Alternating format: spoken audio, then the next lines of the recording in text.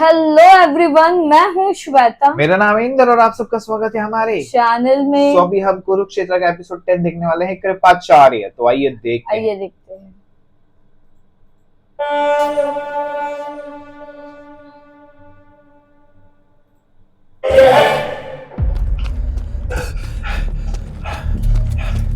कहाँ गए सब?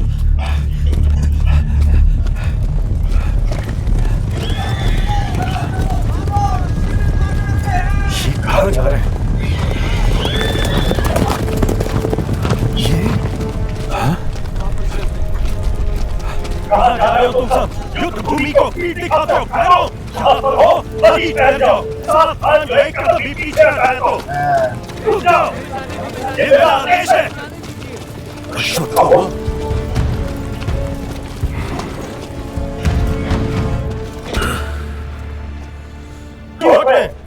कोई मुझे बताएगा यहाँ हो क्या रहा है? कुछ समझ ही नहीं आ रहा। कुरु सेना का स्तंभ आज गिर गया था।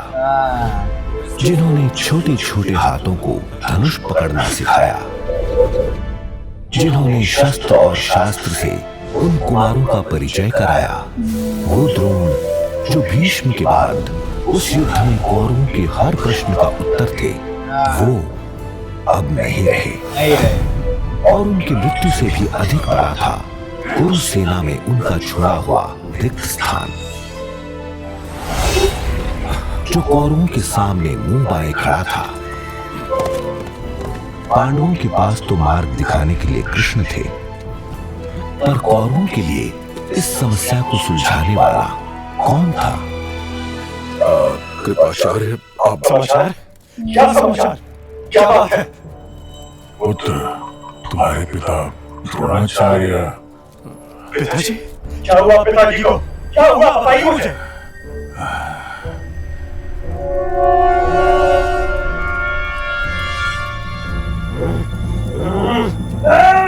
किसका तो साहस है ये? शिखानी, कृष्ण तुम क्या? कौन है मेरे पिता की मृत्यु का कारण? सब बताओ। अश्वत्थामा। तुम्हारा इतना साहस साथी, तुम्हारी जीवा की किंतु वो सत्य कह रहा है अश्वत्थामा। अश्वत्थामा हतोहत है। अश्वत्थामा मारा गया। युधिष्ठिर के इस वचन का आघात आचार्य सहन नहीं कर पाए। आपका नाम सुनते ही शोक में उन्होंने अपने अस्त्र त्याग। धिक्कार है युधिष्ठिर पर, धिक्कार कायर धृष्टद्युम्न पर। असत्य से उन्हें निशस्त्र किया और धर्म से उन्हें मारा। अपने स्वार्थ के आगे अपने गुरु को भी नहीं छोड़ा। दुर्योधन, तुम शिविर जाओ और प्रबंध देखो। हम आचार्य के लिए कुछ पल का मौन करेंगे। जो आ गया। युद्ध में लड़ते हुए मेरी वीर गति से बढ़कर योद्धा का कोई सम्मान नहीं, और छल से की गई हत्या से बढ़कर कोई अपमान नहीं। मेरे नाम का अर्थ जानते हो पुत्र? भली भांति महाश्री, दया, क्षमा, करुणा। किंतु पांडवों को उनमें से एक भी नहीं मिलेगा। उन पर मेरी कृपा नहीं, मेरा रोष बरसेगा। बाबा कृपा। योद्धा का ये कठोर कवच और अपने महान पिता के लिए इस पल केवल एक पुत्र हो जाओ। पुत्र ही तो यहाँ बैठा है महाश्री। योद्धा को तो इन कायरों ने छल से मार दिया। योद्धा तो मेरे सामने है अश्वत्थामा। इस क्रोध की ज्वाला का सही प्रयोग करो, क्योंकि इसी का प्रकाश अब युद्ध की दिशा तय करेगा। तुम्हारे माथे की मणि हमारा मार्ग प्रशस्त करेगी और यही तुम्हें हमारा अगला सेनापति भी बनाएगी। इस समय मुझे मात्र प्रतिशोध चाहिए। प्रतिशोध, प्रतिशोध, प्रतिशोध। कुरुक्षेत्र है, कुरुक्षेत्र है, कुरुक्षेत्र है, ये कुरुक्षेत्र है।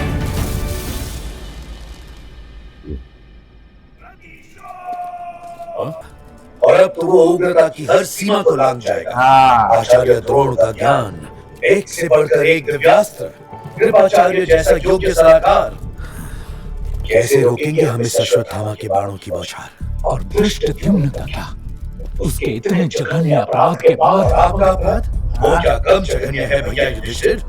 आचार्य को धोखा दिया है आपने, श्वेत झूठ बोला है, वो भी किस लिए? मात्र सिंहासन के लिए? क्या कौरवों में और हम में भैया? हम भी तो वही कर रहे हैं जो वो करते आ रहे हैं।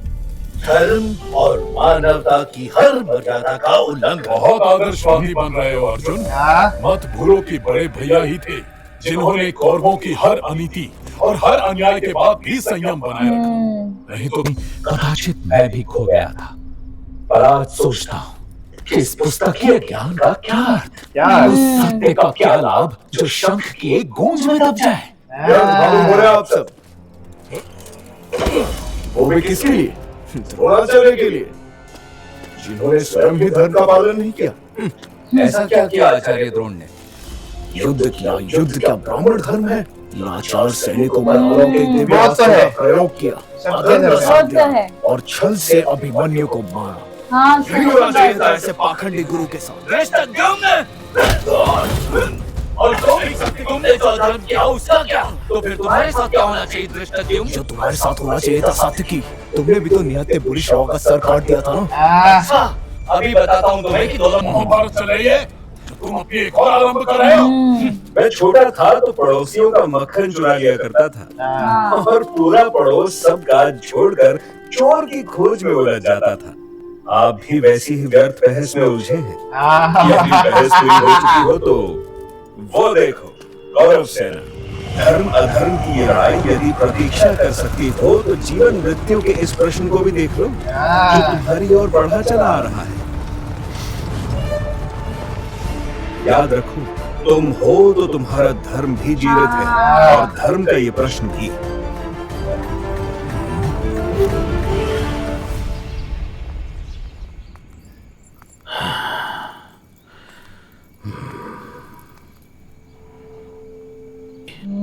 मुझे लगा विश्रामरत हो। कैसे जानूं कि जागी हूं या सोई, क्योंकि दिन हो या रात ये डरावना सपना तो अंत ही नहीं होता। कुरुक्षेत्र से संजय आए थे एक और बुरे समाचार के साथ। जानते हो महाराज, आचार्य द्रोण नहीं रहे। जैसे कोई युद्ध नहीं, अनुष्ठान चल रहा है जिसमें एक एक करके हर उस वस्तु की आहुति हो रही है जो मुझे प्रिय है।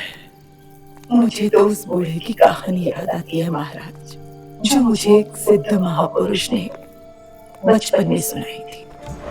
वो बूढ़ा जो रात के गुप्त अंधेरे में एक दिए के प्रकाश में चला जा रहा था। अच्छा। मार्ग में किसी ने तो हाथ में दीपक क्यों? बूढ़ा बोला, मार्ग में स्वयं को सुरक्षित रखने के लिए। किससे? कुमार ने हंसते हुए पूछा। यदि मार्ग में किसी सांप ने काट लिया तो? व्यक्ति हैरान था, क्योंकि बूढ़ा तो पहले से ही डूबा हुआ था स्वयं के प्रेम में। हमारा क्षत्रिय गौरव भी तो उस बूढ़े की भांति है महाराज, जो कुरुक्षेत्र में मृत्यु के मुहाने पर अंतिम सांसें भर रहा है, किंतु फिर भी आशा के एक छोटे से दिए के सहारे अंत तक स्वयं को सुरक्षित रखना चाहता है। तब तक जब ना आशा बचेगी ना इस दिए का सहारा। यही है ना क्षत्रिय गर्व। आचार्य द्रोण हमारे लिए वही दिया थे, और अब वो भी नहीं रहे। वो भी नहीं रहे। अंधेरे में डूब जाएगा हमारा पथ उनके मार्गदर्शन के बिना। किंतु वो सिद्ध पुरुष जिन्होंने मुझे ये कहानी सुनाई थी, वो आज भी जीवित है और वो हमारा मार्ग प्रकाशित कर सकते हैं महाराज। कौन है वो सिद्ध पुरुष? कुलगुरु कृपाचार्य।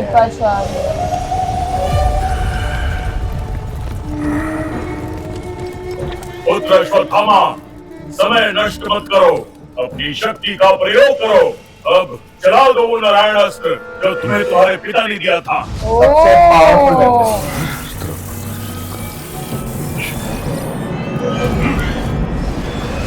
रणनीय आकार के रूप में उनकी प्रतिष्ठा अद्वितीय थी। अपने शब्दों से उन्होंने अश्वत्थामा को वो शक्ति चलाने के लिए बना लिया था जो उसके पिता द्रोण ने भी कभी नहीं चलाई थी। अरे बाबा, अरे बाबा। समझ लो टेंशन मुझे को। हाँ एक्चुअली अश्वत्थामा ने? नहीं नहीं नहीं, ऐसा नहीं हो सकता। ऐसा ही है, अश्वत्थामा ने नारायण अस्त्र चला दिया है। नारायण तो यही है।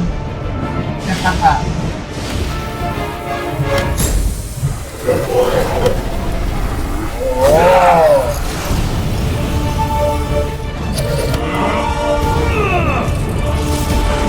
वो तो पूरा कनेक्ट होगा ना अभी।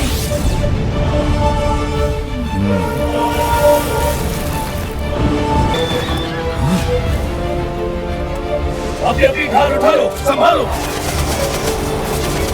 अरे रे बाबा रे बाबा।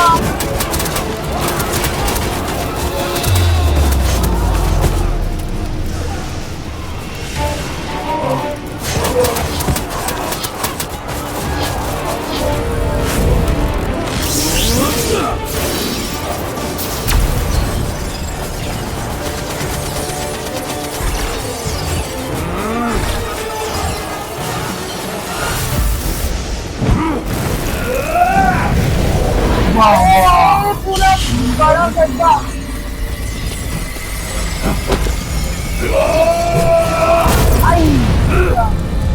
तो चालू है वो, अगली बार इस विनाश को रोको अश्वत्थामा। ये संहार तो अब तुम्हारी अंतिम सांस के साथ ही रुकेगा धृष्टद्युम्न। तुम्हें जहाँ छुपना है छुप जाओ। आज तुम्हारा विनाश अटल है। चित्त कौन है कायर? देख, मैं तेरे सामने हूँ। यदि सामर्थ्य है तो दिखा मुझ तक पहुँचकर। कृपाचार्य के शब्दों ने अश्वत्थामा को साक्षात महाकाल बना दिया था और अपने भांजे का ये रूप देख उनकी छाती फूली नहीं समा रही थी।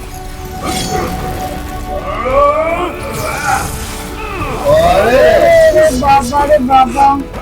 क्योंकि उसका लक्ष्य अब भी शेष था।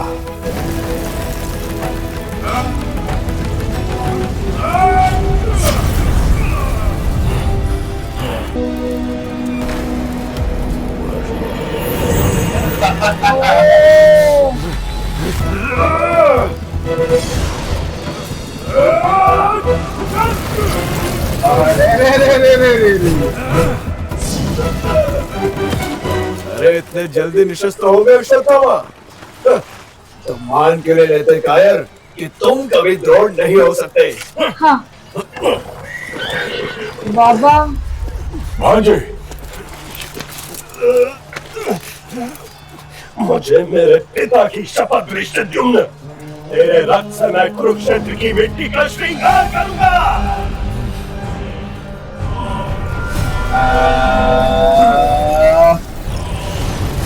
अब क्या नहीं हो रहा है? नहीं आएगा।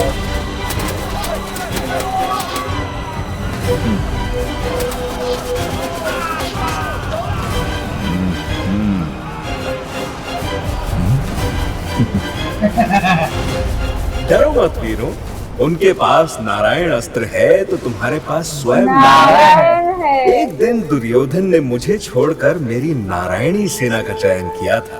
आज उसे समझ आएगा कि उसने क्या खोया था।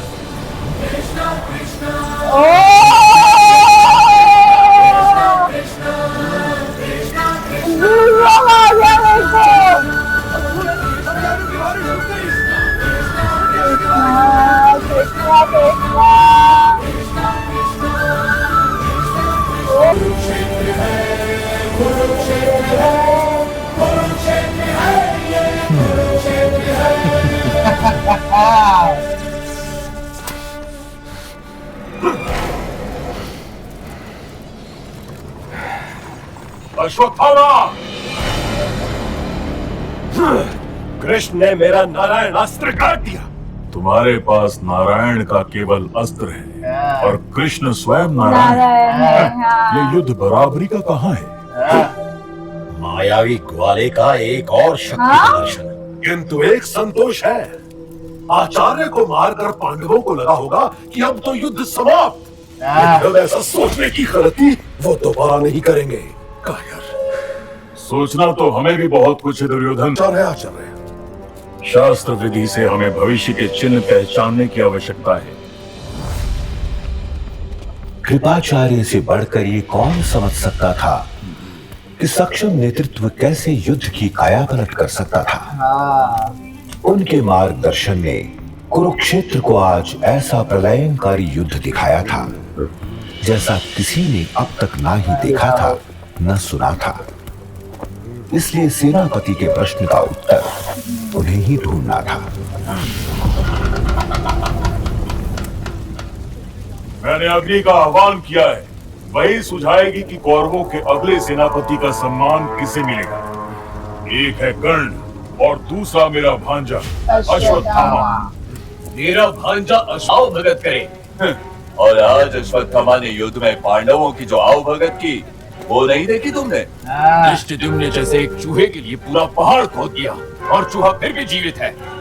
और घटोत्कच पे जो आक्रमण किया, और अंत में घटोत्कच को मारा किसने? मेरे मित्र कर्ण ने। अपने एक ही बाण से। और वो एक ही एकाग्नि बाण तो था कर्ण के पास, और अब वो भी नहीं बचा। उसके बिना कर्ण क्या? शून्य। और मेरे पास बाणों की भरमार। मेरे पिता आचार्य द्रोण का आशीर्वाद है मेरे साथ। इस कर्ण के पास क्या है? घोड़ा हाँकने वाले पिता का वरदान, संतान माता का एक अनाथ के लिए घरदान। मेरी माँ का नाम सम्मान से। कर्ण और अश्वत्थामा योद्धा के रूप में दोनों ने वीरता का परिचय दिया है, पर सेनापति के रूप में अपना पक्ष प्रस्तुत करना होगा। जिसके तर्क पर अग्नि का रंग बदल जाएगा, वही हमारा अगला सेनापति होगा। अब सफलता का ताप किसके रग में है, ये अपने तर्क वितर्क से दिखाओ। और होता क्या है रक्त से? क्या पांडवों की धमनियों में महाराज पांडु का रक्त नहीं? भगोड़े पिता के लालची पुत्र। अरे इस भीषण युद्ध के अतिरिक्त उन्होंने दिया ही क्या है हस्तिनापुर को? क्या लाभ केवल पिता से मिलता है? उनकी माता कुंती का भी तो दोष हो सकता है। पर तुम ये बात कैसे समझोगे? तुम्हारी तो ना माता को कुछ पता, ना पिता का। उत्तराधिकार के निर्णय में वंश निसंदेह वो अपने पिता के समान वीर है। कृपाचार्य यदि मेरा मार्गदर्शन करें तो मैं वचन देता हूँ, कौरवों को मुझसे बढ़कर सेनापति नहीं मिलेगा। वो देखो, अश्वत्थामा के तर्क पर अग्नि रंग बदल रही है। वाह, ये अच्छा तर्क चुना है आपने कृपाचार्य। वंश, चलो मैं आप ही के तर्क को आगे बढ़ाता हूँ। हम में से अधिकतर जन्म से और मेरे जैसे संदिग्ध जन्म वाले अपने कर्म से क्षत्रिय हैं, किंतु आपके अनुसार तो जन्म ही सब कुछ है। तो क्या द्रोण और आपकी बहन कृपी का पुत्र अश्वत्थामा शुद्ध ब्राह्मण नहीं? वो इस युद्ध भूमि में कैसे? उसे तो किसी तपोवन में तपस्या या अध्यात्म में लीन होना चाहिए था, ना कि इस युद्ध भूमि में हमारा सेनापति। कर्ण, ब्राह्मणों का अपमान मत करना। तुम्हें तो अपनी शस्त्र विद्या भी दो ब्राह्मणों से, तुम दूसरे का तो अपमान मत करो। मत भूलो कि अश्वत्थामा आचार्य द्रोण का पुत्र है, शास्त्र विद्या में जिनकी कोई बराबरी नहीं। और मैं उन्हीं गुरु द्रोण का शिष्य। पुत्र के लिए इतनी कृपा और शिष्य के लिए रत्ती भर भी स्नेह नहीं। अरे कम से कम अपने नाम का तो मान रखिए आचार्य। यदि आप यथा नाम तथा गुण हैं, तो अपनी कृपा दृष्टि सब पर समान रखिए। अन्यथा मेरी दृष्टि में आप भी द्रोणाचार्य से भिन्न नहीं है। क्या अर्थ है तुम्हारी इस बात का?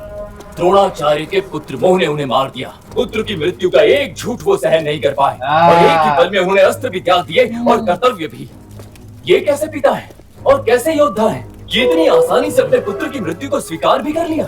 उन्होंने ना तो ब्राह्मण का कर्तव्य निभाया और ना ही क्षत्रिय का। नहीं, मात्र एक क्षत्रिय हूँ। क्षत्रिय तेरे बाणों से अधिक तेरी जीवा चलती है ना? सबसे पहले इसे ही तेरे शरीर से भिन्न कर दूंगा। बताऊंगा कि मेरे पिता द्रोण भिन्न कैसे थे।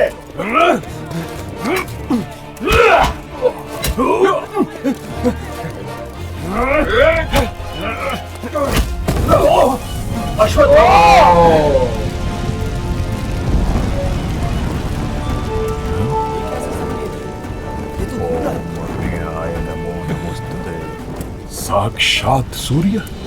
पवित्र अग्नि ने अगला उत्तराधिकारी चुन लिया है। इस अग्नि में सूरज की छाया देखो। हमारा अगला सेनापति कर्ण होगा। कृपाचार्य, आपके कहने के अनुसार अग्नि का रंग, मैं ये निर्णय स्वीकारता हूँ। यज्ञ की अग्नि गलत नहीं हो सकती है, और पूज्य गुरु कृपाचार्य की विवेचना भी।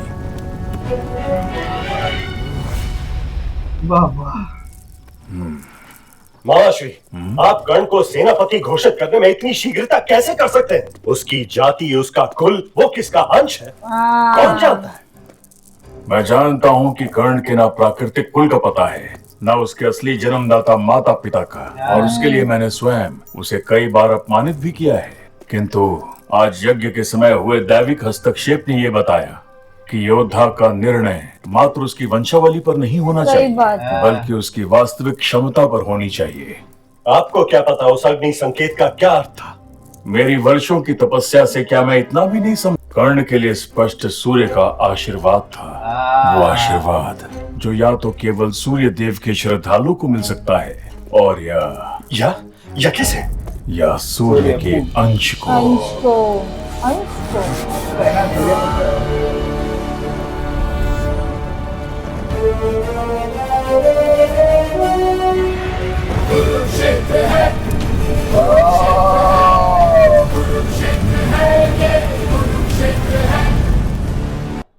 बाबा ओ बाबा, वो नारायण अस्त्र क्या खतरनाक था यार। और खत्म ही नहीं हो रहा था। जो चाहिए वो आएगा उसमें से। जो हाँ, मतलब कुछ भी मतलब बोलते ना, उसको भेजा वो भेज देगा। वो गद्दा भेजा, एरोस भेजे, कितने सारे बाबा। हाँ, नारायण खुद सामने है तो कहा।